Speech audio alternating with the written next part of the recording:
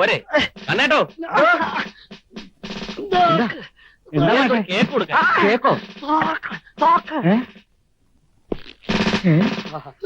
സുകുമാരൻ എന്റെ മോൻ. പട്ടാളക്കാരൻ സുകുമാരൻ. അത് തിളച്ച ചായ. ലീവ് കിട്ടി ഉടനെ പുറപ്പെട്ടു. ഒരു കത്തെങ്കിലും എഴുതാമായിരുന്നില്ലേ? യുദ്ധഭൂമിയിൽ നിന്ന് ഒരു പട്ടാളക്കാരന് കത്തെഴുതാൻ പറ്റിയെന്ന് വരില്ല. വേണ്ട, ഞാൻ എടുക്കാം. അച്ഛാ ചലോ. അരേ ബായ് അലിയാർ മാൻ, തും കൈസേ ഹോ? സോറി പുട്ട്, അല്ല പേടിപ്പിച്ചു കളഞ്ഞല്ലോ. നാട്ടിൽ വരുമ്പോഴും വേണോ ഈ തോക്കും പട്ടാള വേഷവും?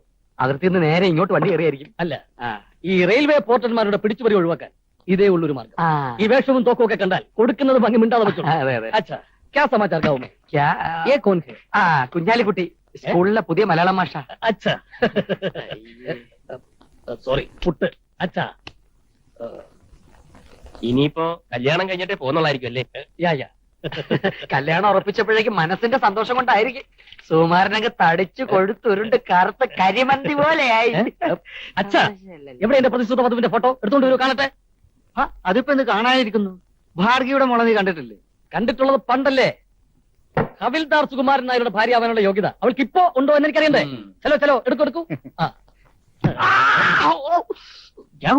എന്റെ കാലുവാ. സോറി.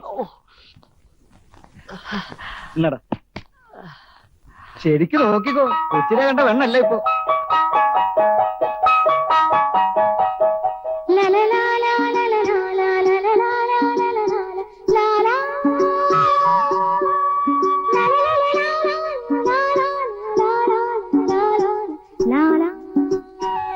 നല്ല അത്തല് വണ്ടി. ഹജ്ജാവോ, അന്യന്റെ ഭാര്യയുടെ സൗന്ദര്യം ആസ്വദിക്കാനുള്ള ഈ ആവേശം അത്ര നല്ലതല്ല. ബസ് ബസ് വെച്ചോ, വെക്കുള്ളൂ വെക്കുള്ളൂ. പേടി വെക്കണോ ഇവനെയൊക്കെ? നല്ല സ്വയം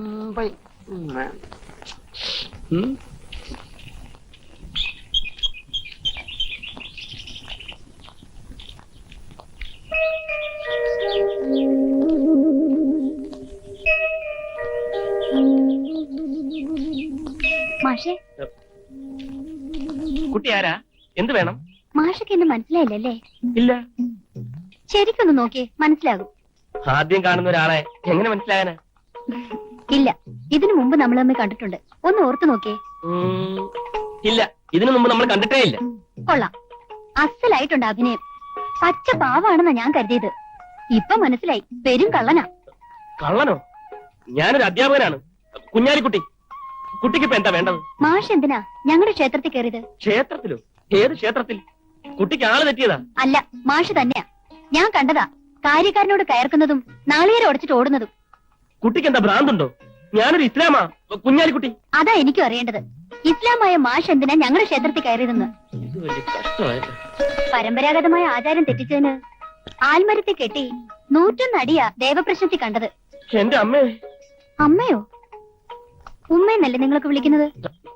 ഞാൻ ക്ഷേത്രത്തിലെ ഭഗവതിയാണ് വിളിച്ചത്. അത് ഉമ്മയല്ലല്ലോ, അമ്മയല്ലേ? ആ അമ്മ. അപ്പോ മാഷക്ക് ഞങ്ങളുടെ ദൈവങ്ങളെ ഇഷ്ടമാണല്ലേ? ഒരപരിചിതയുടെ അനാവശ്യമായ ചോദ്യങ്ങൾക്ക് മറുപടി പറയാൻ തൽക്കാലം എനിക്ക് സമയമില്ല. ഇങ്ങനെയുണ്ടോ പെൺകുട്ടികൾ? ദേ, വേഗം ഇവിടുന്ന് നാട് വിട്ടോ, അതാ നല്ലത്. സ്കൂൾ പ്രവർത്തനങ്ങളിൽ മാതൃകാപരമായ പല പരിഷ്കാരങ്ങളും നടപ്പിലാക്കാനുള്ള നിർദ്ദേശം കഴിഞ്ഞ മീറ്റിംഗിൽ തന്നെ മാനേജ്മെന്റ് മുന്നോട്ട് വെച്ചതാണ്. നിർഭാഗ്യവശാൽ നമുക്കതൊന്നും പ്രാവർത്തികമാക്കാൻ കഴിഞ്ഞില്ല. നാം അതിൽ ശ്രമിച്ചില്ല എന്നുള്ളതാണ് സത്യം. കാര്യക്ഷമതയില്ലാതെ പ്രവർത്തനരഹിതമായി കിടക്കുന്ന നമ്മുടെ ഫിസിക്കൽ എഡ്യൂക്കേഷൻ ഡിപ്പാർട്ട്മെന്റ് തന്നെ അതിന് ഏറ്റവും വലിയ ഉദാഹരണമാണ്. അലിയാർ മാഷ്ക്ക് ഇതേക്കുറിച്ച് വല്ലതും പറയാനുണ്ടോ? ഫിസിക്കൽ എഡ്യൂക്കേഷൻ ഡിപ്പാർട്ട്മെന്റ് പ്രവർത്തനരഹിതമായത് ഡ്രിൽ മാഷ എന്റെ കുഴപ്പം കൊണ്ടല്ല. എല്ലാ സ്കൂളുകളിലും ആധുനിക രീതിയിലുള്ള ഉപകരണങ്ങൾ വെച്ച് ബാൻഡ് പഠിപ്പിക്കുമ്പോ ഇവിടെ മാത്രം രാവണന്റെ കാലത്തുള്ള ഒരു പെരുമ്പറ മുഴക്കിയാണ് കുട്ടികളെ ബാൻഡ് പരിശീലിപ്പിക്കുന്നത്. ആദ്യം ഇതിനുള്ള മറുപടി മാനേജ്മെന്റ് പറയട്ടെ. അല്ലാതെ എല്ലാ കുറ്റങ്ങളിലും ഡ്രിൽ മാസ്റ്റർ തലയെ കെട്ടിവെച്ചിട്ട് ഒഴിഞ്ഞു മാറുകയല്ലേ വേണ്ടത്. ഈ ജാതി പരിപാടി രാഷ്ട്രീയത്തിൽ പ്രയോഗിച്ചാൽ മതി കേട്ടോ മുകുന്ദം മാഷേ. അലിയാർ മാഷ് ചൂടാവണ്ട, എന്തെങ്കിലും നിർദ്ദേശം ഉണ്ടോ എന്ന് മാത്രമേ ഞാൻ ചോദിച്ചുള്ളൂ.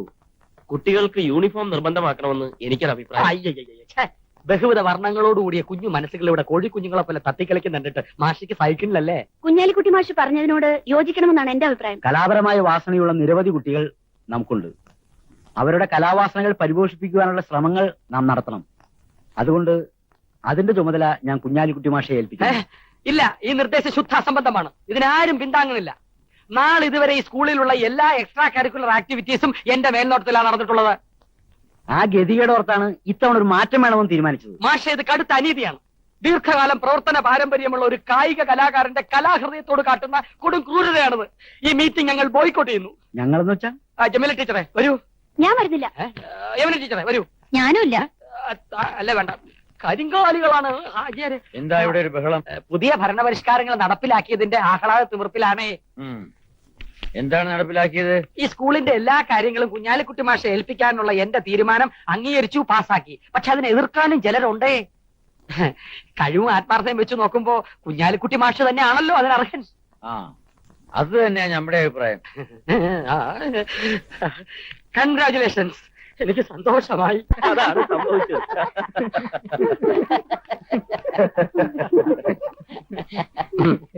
ആഹാ, വന്നല്ലോ. അലിയാർ മാഷിനെ കുറിച്ച് പറയായിരുന്നു ഞങ്ങളിവിടെ. എന്നെ പറ്റി പറയുമ്പോ പൊട്ടിച്ചിരിക്കാൻ ഞാൻ എന്താ സർക്കസ് പെർഫോണോ? ദേ മാഷെ, നിങ്ങൾ തന്നെ താൻ പുകഴ്ത്തി പറയുന്നത് മഹാവൃത്തികെട്ട സ്വഭാവമാണ്. പ്യൂണേ, എന്താ മാഷെ? ബാപ്പായെ കയറി ബാപ്പുട്ടിക്കാന്ന് വിളിക്കരുത്. കേവലം ഒരു പിയൂണിന്റെ വളിച്ച തമാശ കേട്ട് ചിരിക്കുന്ന അധ്യാപകരുടെ നിലവാര തകർച്ച. ചിരിക്കണ്ട. എല്ലാവരും കണ്ടോ, ഡൽഹിയിലെ ഭാരതോത്സവത്തെ പോലും വെല്ലുന്ന പ്രകടനങ്ങൾ അടുത്ത യുവജനോത്സവത്തിന് എന്റെ കുട്ടികൾ കാഴ്ചവെക്കും. അത് വാർത്താ മാധ്യമങ്ങളുടെ മുൻ പേജിൽ സ്ഥാനം പിടിക്കും. അലിയാർ എന്ന ദ്രോണാചാര്യർ. അതുവരെ ഈ ആചാര്യന് ഉറക്കമില്ല. 1, 2, 3, go!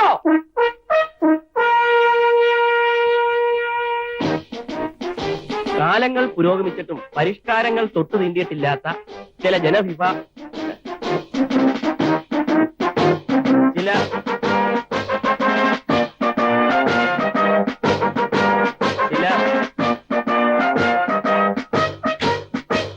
മാഷേ, Stop. ജോലിയെ സമ്മതിക്കില്ല. ദമാഷേ, ഈ ശബ്ദം കാരണം എനിക്ക് പഠിപ്പിക്കാൻ കഴിയുന്നില്ല. ശാകുന്തളോ നളകരുതോ അല്ല പഠിപ്പിക്കുന്നത്. ഞാൻ പഠിപ്പിക്കുന്ന ബാൻഡാ. ഒച്ചയും ബഹളവും ഒക്കെ ഉണ്ടാവും. കേക്കട്ടെ, എല്ലാവരും കേക്കട്ടെ. എന്റെ ഡിപ്പാർട്ട്മെന്റ് ചലനമറ്റ് കിടക്കുകയാണെന്നാണല്ലോ പരാതി. പരാതി മാറട്ടെ. ഞാൻ കംപ്ലൈന്റ് ചെയ്യും. പോയി ചെയ്. എനിക്കുണ്ട് പറയാൻ. ചക്രം മുടക്കി ഹാജിയാര് മുറികൾ കെട്ടിയിട്ടിരിക്കുന്നതേ പിള്ളേരെ പഠിപ്പിക്കാനാ. അല്ലാതെ പിള്ളേരെ മരത്തിന്റെ മൂട്ടിക്കൊണ്ടു വെച്ചല്ലേ പഠിപ്പിക്കേണ്ടത്. ഇയാടെ ഓരോ പരിഷ്കാരങ്ങൾ. ഇതെന്തുവാ, ശാന്തിനികേതനോ? കുട്ടികളുടെ തലേ കാക്ക തൂറി അതിന് ഉത്തരം മാഷ് പറയേണ്ടി വരും. മാഷെ, ഞാൻ വീണ്ടും പറയാ, ആചാര്യ അറിയിച്ചാൽ രൂക്ഷമായ പ്രത്യാഘാതം ഉണ്ടാവും. Come on play.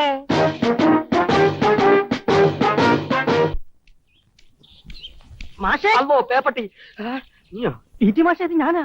ഉണക്കച്ചുള്ളിയാണെങ്കിലും നല്ല ബലമാണല്ലോടോ. എന്തുവാടോ? കുഞ്ഞാലിക്കുട്ടി മാഷോടല്ലേ മാഷ് താമസിക്കുന്നത്? അലിയാര് മാഷ കൂടെയാണ് കുഞ്ഞാലിക്കുട്ടി മാഷ് താമസിക്കുന്നത്. മാഷെങ്കിലും എന്നെ ഒന്ന് വിശ്വസിക്കണം. എനിക്ക് ആള് തെറ്റിയിട്ടില്ല. അവൻ തന്നെയാ നാളികേരം ഉടച്ചത്. ആ പെങ്കൊച്ചിന് ആള് തെറ്റിയത്. എടോ, കുറുപ്പന്മാരുടെ കയ്യിൽ നിന്ന് കിട്ടിയത് പോരേത് എനിക്ക്.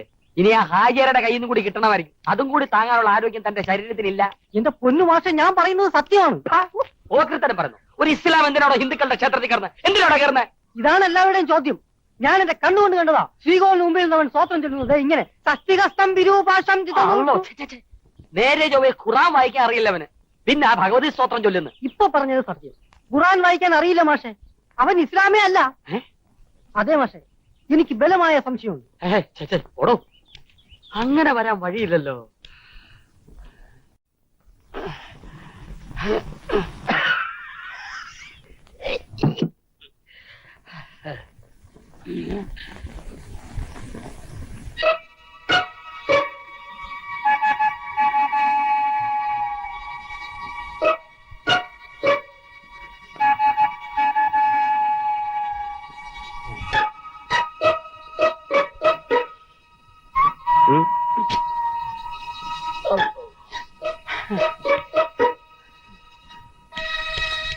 എനിക്ക് സംശയമുണ്ടോ? ഉണ്ട്, ഉറപ്പാ.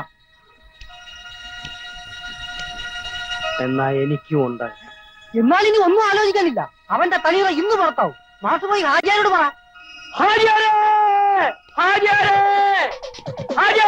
എന്താ മാഷ ഇങ്ങനെ ഓടുന്നത്? ഹാജിയാർ എവിടെ? ഓഫീസിലുണ്ട്. എന്താ കാര്യം?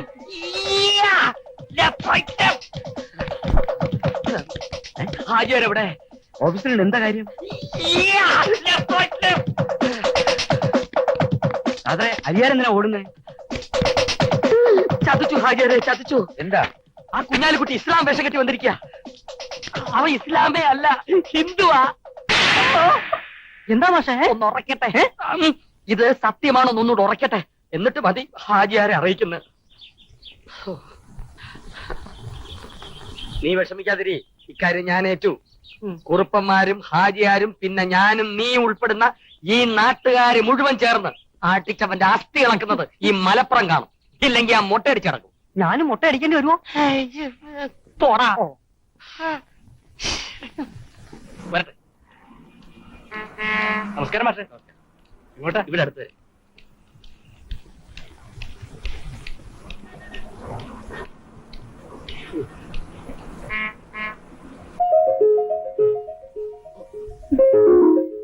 മാഷേ, ആ, അല്ല മാഷ് പോയില്ലേ എവിടെ? നാട്ടില്?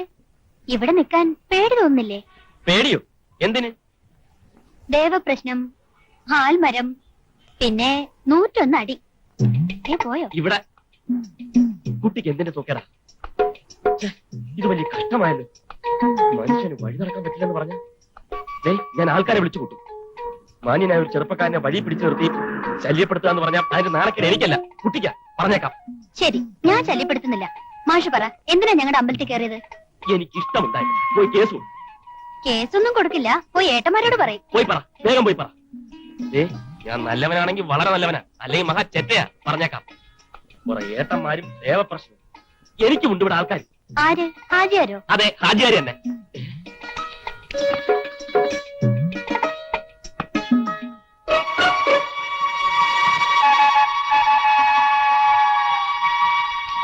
ഈ ഷെർഷയുടെ ഭരണകാലത്ത് നടന്ന പല ഭരണ പരിഷ്കാരങ്ങളും വാസ്തവത്തിൽ മുഹമ്മദ് ബിൻ തുഗ്ലക്കിന്റെ കാലത്ത് തന്നെ തുടങ്ങി വെച്ചതാണ്. മുഗൾ ഭരണത്തിന്റെ സുവർണ്ണ കാലമെന്ന് ഈ കാലഘട്ടത്തെ വിശേഷിപ്പിക്കാമെന്ന് ആ കാലഘട്ടത്തിൽ ഇന്ത്യ സന്ദർശിച്ച ചൈനീസ് ചരിത്രകാരനായ ഹുവാൻ ഹുയ് അഭിപ്രായപ്പെട്ടിട്ടുണ്ട്. എന്താ? Juan who. താഴ്ന്ന ക്ലാസുകളിൽ കുട്ടി പഠിച്ച ചരിത്രകാരന്മാരിൽ നിന്ന് തികച്ചും വ്യത്യസ്തനാണ് ഈ മഹാൻ.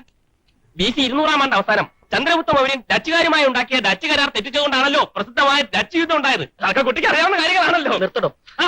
ഹലിയാരി മാഷ് അപ്പൊ വന്നു. ഈ കുട്ടി മനസ്സിലായില്ലേ? അന്ന് നമ്മുടെ കുറുപ്പത്ത് വീട്ടിലെ ഗൗരിക്കുട്ടി എന്നോട് ഇന്ത്യ ചരിത്രത്തിലെ ചില സംശയങ്ങൾ ചോദിക്കായിരുന്നു. കുട്ടി ഇത് അലിയാരി മാസ്റ്റർ ഡ്രില്ല്. എനിക്കൊരു സംശയം തീർക്കാനുണ്ട്. കുട്ടി, തേങ്ങ ഈ ക്ഷേത്രത്തിൽ സംശയങ്ങളൊക്കെ നമുക്ക് പിന്നെ ക്ഷേത്രത്തിലെ 2